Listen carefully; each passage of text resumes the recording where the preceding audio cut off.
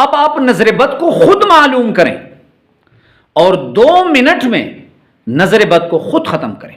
اللہم صلی علی محمد وعلی آلہ وبارک وسلم۔ لاکھوں کروڑوں درود و سلام امام الانبیاء شافع محشر محمد مصطفیٰ احمد مجتبیٰ صلی اللہ علیہ وآلہ وسلم اور ان کی آل طیبین طاہرین پر۔ تو ایک بات میرے بھائی یاد رکھیں کہ نظر بد کا وجود قرآن و سنت سے ثابت ہے۔ میں آپ کے سامنے حضور کی حدیث پیش کر دیتا ہوں۔ حضور نبی کریم صلی اللہ علیہ وسلم فرماتے ہیں والعین حق، نظر بد کا وجود حق ہے، اور حدیث نبوی ہے، مفہوم ایسے ہے کہ میری اکثر امت نظر بد کا شکار بنے گی۔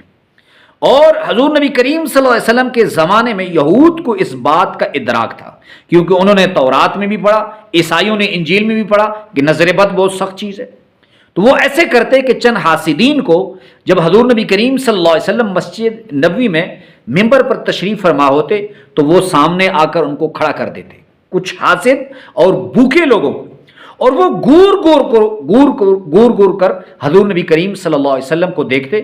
حدیث میں آتا ہے کہ حضور نبی کریم صلی اللہ علیہ وسلم کو ان کی نظر لگتی، اور جب حضور ممبر سے اترتے تو چند لوگوں کے سہارے سے اترتے۔ اب اگر کوئی شخص کسی چیز کو دیکھے اور آپ چاہتے ہیں کہ آپ کی نظر بد نہ لگے، اس شخص کو یا اس مکان کو، اس بچے کو، اس کاروبار کو نقصان نہ پہنچے، تو پہلے تو آپ 2 کام کریں۔ نمبر 1 کہ آپ کسی چیز کو گور کر مت دیکھیں، اگر آپ کی پہلی نظر پڑی ہے تو نظر ہٹا لیں۔ دوسرا، اگر آپ دیکھنا چاہتے ہیں گور کر، کوئی بچہ ہے، کاروبار ہے، تو آپ پڑھیں ماشاء اللہ لا قوت الا باللہ، آپ کی نظر کسی کو نہیں لگے گی، آپ کی نظر سے کسی کا نقصان نہیں ہوگا۔ نمبر 2، اگر آپ معلوم کرنا چاہتے ہیں اور اسے ختم کرنا چاہتے ہیں تو اس کے 2 آسان طریقے بتا رہا ہوں۔ آپ نے ایسے کرنی ہے کہ 2 لال مرچیں لے لیں، کتنی؟ 2 یا 3 لال مرچیں لے لیں۔ اب اس پہ آپ نے 1 مرتبہ بسم اللہ الرحمن الرحیم پڑھ کر آپ نے قل هو اللہ احد اللہ الصمد لم یلد ولم یولد ولم یکن له کفوا احد پڑھ کر اسے آگ میں پھینک دینا ہے۔ اب اگر کسی مرچی کو آپ آگ میں پھینکیں گے تو اس کی بو ایسی ہوتی ہے کہ سب کھانسنے لگتے ہیں۔ اب آپ نے 3 مرچوں کو آگ میں ڈالا قل هو اللہ احد پڑھ کر، اب اس کی بدبو نہیں آئی، اس کی جو بو ہوتی ہے بدبو وہ نہیں محسوس ہوئی، تو آپ یہ کلیئر ہے کہ آپ کو، آپ کے بچوں کو، آپ کا اولاد کو سخت نظر بد لگی۔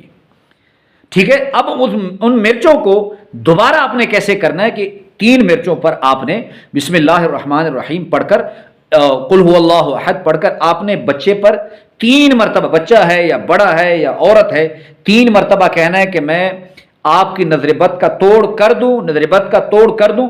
وہ بچہ کہے کہ ہاں، اب چھوٹا ہے تو اس کی والد کہے یا والدہ کہے، اگر بڑا ہے یا عورت ہے تو وہ کہے کہ ہاں میری نظر بد کا توڑ کر دیں۔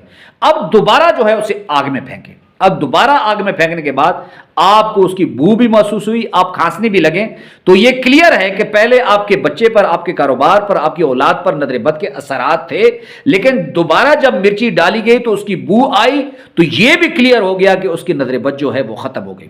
اچھا، یہ طریقہ اکثر لوگ پوچھتے ہیں مولانا صاحب قرآن و سنت سے ثابت ہے کہ نہیں؟